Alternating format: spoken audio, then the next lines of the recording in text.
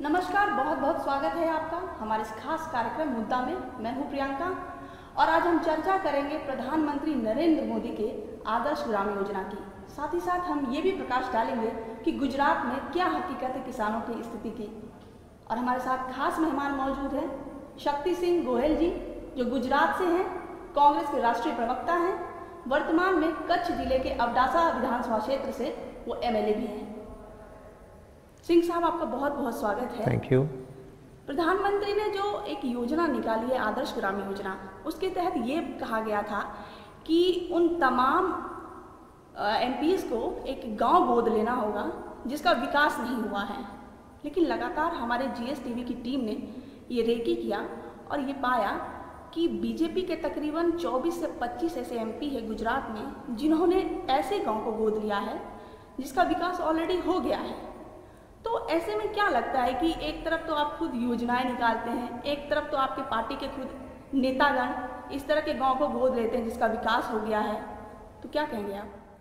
देखिए, जो भी राजनेता है उसका काम होता है कि वो सही काम करे और लोगों के बीच में जब कोई भी मैसेज जाता हो तो सिर्फ गिमिक करने के लिए, हथगंडे करने के लिए नहीं होना चाहिए, वो रियल में काम होना चाहिए। बीजेपी पब्लिसिटी कुछ और करती है, उसके दिखाने के लिए कुछ और चित्र होते हैं और ज़मीनी सच्चाई कुछ और होती है।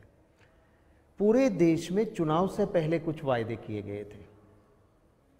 मैं आऊँगा, काला धन वापस आएगा, हर देशवासी के अकाउंट में 15 लाख जमा हो जाएंगे। अब जब पावर में आ गए तो क्या कहते हैं, बिना मन से मन की बात में, कि मुझे पता नहीं कितना काला धन है, मेरी सरकार को भी पता नहीं, अगली सरकार को भी पता नहीं। तो फिर आपने क्यों इतना बड़ा झूठ बोला था कि हर देशवासी के अकाउंट में 15-15 लाख आ जाएंगे? उसी तरह से अब ये गांव गोद लेने की बात की है। मैं मानता हूं कि ये भी एक बहुत बड़ा स्टंट, जैसे आप कहते हो कि जो रियलिटी में नहीं होता है, उस तरह का पब्लिसिटी स्टंट ये किया है। मैं धन्यवाद करना चाहूँगा जीएसटीवी टीम का और उसको मैं कॉन्ग्रेचुलेशन कहूँगा कि आपने एक अच्छा काम किया कि जो गांव गोद लिया है वहाँ जाके आपने रेकी की और देखा कि ज़मीनी सच्चाई क्या है। जी, मैं यहाँ पे एक बात और ये साफ करना चाहूँगी कि एक तरफ तो प्रधानमंत्री योजनाएं ला रहे हैं, कांग्रेस की तरफ से भी ऐसी बहुत सारी योजनाएं थी जिसको वो लगातार लागू तो कर रहे हैं, चला भी रहे हैं, लेकिन उसके नाम को बदल के, तो ये कहीं ना कहीं ये लगता है कि आप तो अपनी योजनाएं ला रहे हैं और आपके नेता ही उसको फॉलो नहीं कर रहे हैं। तो क्या ये बात आला कमान यानी कि नरेंद्र भाई के कानों तक ये बात नहीं आई है, और अगर आई है तो वो उस पर कदम क्यों नहीं उठा रहे हैं? देखिए, जैसा कुएं में होता है वैसा ही पानी बाहर आता है। आला कमान जो है वही जब ऐसी गिमिक, ऐसे हथकंडे करते हैं तो नीचे के लोग हैं वो वही करते हैं। अगर आपको सच्चे मायने में कुछ काम करना है तो आपको उसके लिए आपके दिल में जज्बात होने चाहिए, आपकी कोशिश होनी चाहिए कि ये मैं करके दूंगा। मैं आपको एक सीधा सा एग्जाम्पल देता हूँ। मेरे गुजरात के साथी सब जानते हैं, सेंट्रल में यूपीए की कांग्रेस की अगुवाई वाली सरकार थी और गुजरात में मेट्रो का प्रोजेक्ट बहुत पहले मंजूरी मिल गई। राजस्थान को तब मंजूरी नहीं मिली थी, राजस्थान से पहले गुजरात में मंजूरी मिली। जब भी चुनाव आता था, अहमदाबाद और गांधीनगर के बीच में सैंपल के डिब्बे खड़े कर देते थे मोदी जी और कहते थे बेस्ट मेट्रो मैं गुजरात को दे दूंगा। चुनाव गया, वो डिब्बे हट जाते थे, फिर कहते थे मैं धौलेरा तक मेट्रो लेके जाऊंगा, फिर डिब्बे जब चुनाव आता था खड़े कर देते थे। 12 साल उनके ख़त्म हो गए, गुजरात में मेट्रो नहीं आई। राजस्थान जो बाद में मेट्रो का मंजूरी मिली थी, अशोक गहलोत सरकार ने राजस्थान में मेट्रो शुरू कर दी। आज ऐसी ही बात देश में चला रहे बुलेट ट्रेन के नाम से। मैं आपको दावे के साथ कहता हूँ, आप इस रिकॉर्डिंग को सेव करके रखना, 5 साल मोदी जी के ख़त्म हो जाएंगे, इस देश में बुलेट ट्रेन शुरू नहीं होगी, पर वो ख्वाब जिंदा रखेंगे। चाइना में बात करेंगे, ऑस्ट्रेलिया से बात करेंगे, मैप बनेंगे, डिब्बे दिखाएंगे कि मैं मेट्रो ला रहा हूँ, मैं बुलेट ट्रेन ला रहा हूँ, मैं बुलेट ट्रेन ला रहा हूँ, पर आएगी नहीं। ऐसी योजनाएं जो सिर्फ राजनीति के लिए हो, पब्लिसिटी के लिए हो और ज़मीनी सच्चाई पे अगर काम नहीं होता है तो ऐसी पब्लिसिटी का कोई मतलब नहीं है। काम ज़मीन पे होना चाहिए और योजनाओं का नाम बदल के वो कर रहे हैं। इसका मतलब क्या हुआ? आज तक जो हो रहा था, यूपीए सरकार कांग्रेस की अगुवाई वाली जो कर रही थी, वो काम तो ठीक ही हो रहा था, वो योजनाएं ठीक थी।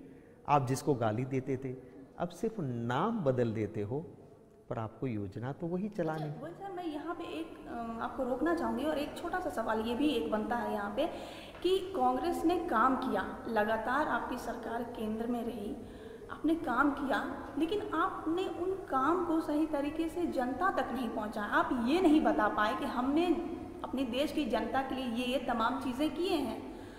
तो कहीं ना कहीं जनता को बदलाव चाहिए था। क्या लगता है कि आपकी इन चीज़ों में कहीं कमी रह गई है कांग्रेस की तरफ से? जनता तक आपने अपनी बात नहीं पहुंचाई। नहीं, बात आपकी बिल्कुल सही है और मैं ज़रूर ये कहूँगा कि कांग्रेस की बहुत सारी योजनाएं बनी, बहुत अच्छे काम हुए।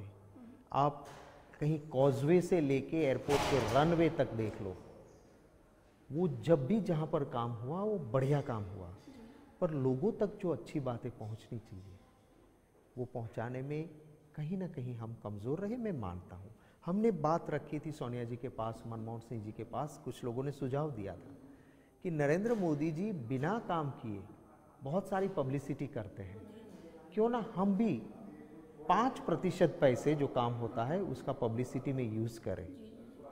पर हमारे नेताओं ने कहा कि we have no right to waste public money. हमें अधिकार नहीं है कि हम आवाम के पैसे पब्लिसिटी में बर्बाद करें। यही तो नहीं हो गया, खामियाजा भुगतना पड़ गया क्योंकि आपने अपनी बात ही जनता तक नहीं पहुंचाई। ज़रूर मैं मानता हूं कि वोट बैंक की राजनीति में ज़रूर थोड़ा बहुत नुकसान हुआ होगा, पर अगर आप देखें तो पॉलिटिकल पार्टी का नुकसान अगर होता भी है तो वो उठा लो, जनता का नुकसान नहीं होना चाहिए। वही कांग्रेस ने राजनीति की है कि सिर्फ वोट बैंक की राजनीति करो, ये कांग्रेस ने नहीं किया है। चाहे पावर मिले चाहे ना मिले, आज नहीं तो कल जनता ये ज़रूर जानेगी कि सच्चाई क्या है और वो आखिर में जनता जनार्दन है। चलिए, जनता जनार्दन तो जानती है क्योंकि सच्चाई क्या है और उसको बदलाव चाहिए होता, शायद यही वजह है कि बीजेपी की सरकार बनी। लेकिन मेरा ये कहना है कि गुजरात की बात कर ले तो कांग्रेस की जो स्थिति है, क्योंकि बीजेपी हर बार वो अव्वल दर्जे की पार्टी रही है गुजरात में, मोदी को लोग रोल मॉडल मानते हैं। कांग्रेस की स्थिति कब तक सही हो पाएगी? क्या लगता है कि कहीं ना कहीं आपके संगठन में कुछ कमी आई है या संगठन कमज़ोर हो रहा है? कांग्रेस के संगठन की मैं बात कर रही हूँ। देखिए, ये कहना भी ठीक नहीं होगा कि गुजरात में कांग्रेस कमज़ोर ही होती चली है। हाँ, हमारा सबसे बुरा वक्त था 1990 में, जब सिर्फ 32 लोग हम चुनाव जीत के आए थे विधानसभा में। आज तो हम उससे कहीं आगे निकले। लास्ट इलेक्शन में देखे तो 61 हमारे एमएलए चुनाव जीत के आउट ऑफ 182 आए। हाँ, हम बहुमत तक नहीं पहुंच सके और जब तक सरकार नहीं बनती है, बहुमत नहीं आता है, तब तक कोई मायना नहीं रखता है ऑपोजिशन में आप कितने हो। हमारी ज़रूर ये कोशिश रहेगी कि सही मायने में गुजरात का सही पिक्चर लोगों तक पहुँचे। आज तक क्या होता था, कभी कभी वो भी गाली देते थे कि सेंट्रल गवर्नमेंट एक एडवर्टाइजमेंट चलाया था थप्पड़ वाला, असल में वो सारा झूठ था। हाँ, हमारी ये कमज़ोरी रही कि हम सच उस तरह से नहीं ले जा पाए और मोदी जी कामयाब रहे अपना झूठ बेचने में। आने वाले दिनों में हमारी भी ये जिम्मेवारी रहेगी कि हम हमारी सच बात आवाम तक हमें पहुंचाना होगा। एक ही एग्जांपल देता हूं आपको कि जब यहाँ पे कांग्रेस की गवर्नमेंट थी, कॉटन प्राइसेस 1400-1500 रुपया 20 kg तक का गया था। 1100-1200 रुपये में लास्ट ईयर जब परचेज हो रही थी कॉटन की, कपास की, तो गुजरात में बीजेपी कहती थी कि हमने एस्टिमेट करवा लिया है 1500 से कम में किसान को कपास की कीमत नहीं मिली तो किसान बच नहीं पाएगा, और उसकी गाली देते थे कांग्रेस गवर्नमेंट को। आज कपास की प्राइस सिर्फ 800 रुपीज़ है और बीजेपी चुप है, और 800 रुपये में सीसीआई परचेज करती है और भाजपा वाले कहते हैं हाँ सीसीआई ने परचेज शुरू कर दी। क्या फायदा इसका? कपास के किसानों की बहुत ही हालत खराब है, लगातार वो प्रदर्शन कर रहे हैं। उसकी बेहतर स्थिति को बनाने के लिए सरकार कुछ भी नहीं कर रही है। बिल्कुल नहीं कर रही। और जो मिनिमम प्राइस तय करना चाहिए वो आप इतना नीचे रखते हो। दूसरा क्या किया आपने, चाइनीज़ प्रेसिडेंट को बुलाया सिर्फ अपनी पब्लिसिटी के लिए, और आपने इंपोर्ट बंद नहीं किया। चाइना ने कॉटन डंप कर दिया, आप एक्सपोर्ट आज छूट भी देते हो तो भी आपकी लोकल डिमांड इतनी थी कि अगर आपने इंपोर्ट पहले से बंद किया होता तो हमारे किसानों को हमारे देश में जो कॉटन की ज़रूरत है उसी में ठीक प्राइस मिली होती। पर ये एक सेंट्रल गवर्नमेंट की जो नीति रही वही गलत नीति रही, और उसके लिए भुगतना पड़ रहा है आज किसानों को। अच्छा, मैं यहाँ पे एक ये भी सवाल करूँगी, थोड़ा सा हम फिर इस तरफ आ जाते हैं केंद्र की तरफ। अभी एक ट्वीट आया है पीएम का कल कि ओबामा आ रहे हैं यहाँ पे 26 जनवरी के दिन, तो इसको आप किस तरह से लेते हैं कि पहली बार कोई राष्ट्रपति यहाँ पे अमेरिका का आ रहा है? देखिए, अच्छे रिश्ते बनाने की कोशिश की जा रही जी है। जी, मैं यही कहूँगा कि कोई भी प्रधानमंत्री है वो किसी को बुलाते हैं या किसी देश में वो जाते हैं, ज़रूरी ये है कि आप कहाँ जाते हो, किसे बुलाते हो वो नहीं, आपके जाने से या किसी के आने से आपके देश को क्या मिलता है। आपकी विदेश नीति बहुत ही क्लियर होनी चाहिए। अगर आप एक्सटर्नल अफेयर्स पॉलिसी, विदेश नीति में मार खाओगे तो इस दौर में देश का बहुत बड़ा नुकसान होगा।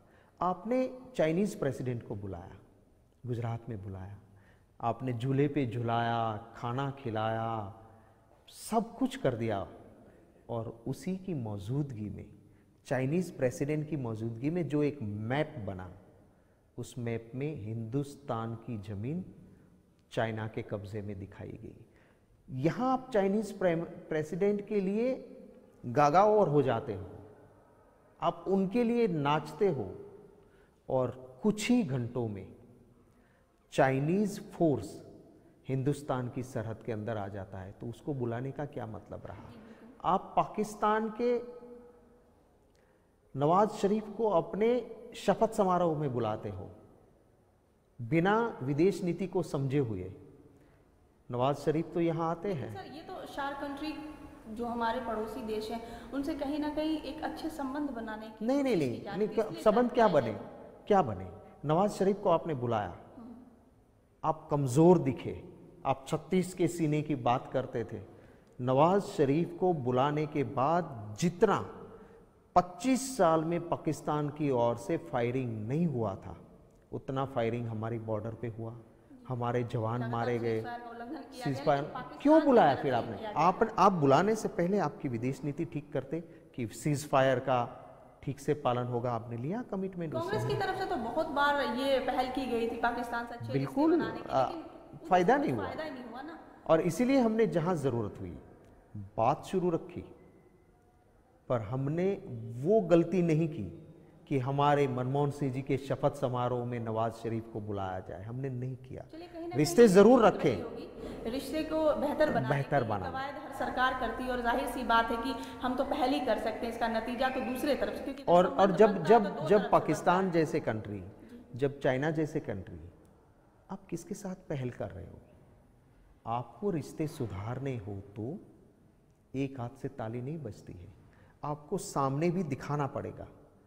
आप इतने कमज़ोर भी मत बनो। बीजेपी की पहले सरकार थी, बस में बैठ के प्रधानमंत्री गए पाकिस्तान और कारगिल में पाकिस्तान का सैन्य आ गया, तो आपकी विदेश नीति ठीक। आप ऑस्ट्रेलिया गए, आपने ऑस्ट्रेलिया जाके क्या किया? बिल्कुल, हम इस विषय पर भी लगातार चर्चा जारी रखेंगे, क्योंकि स्थिति बेहतर बनाने की कोशिश तो हम करते हैं, क्योंकि भारत शांति को मानता है और हम लोग चाहते हैं कि सब सद्भाव से रहे।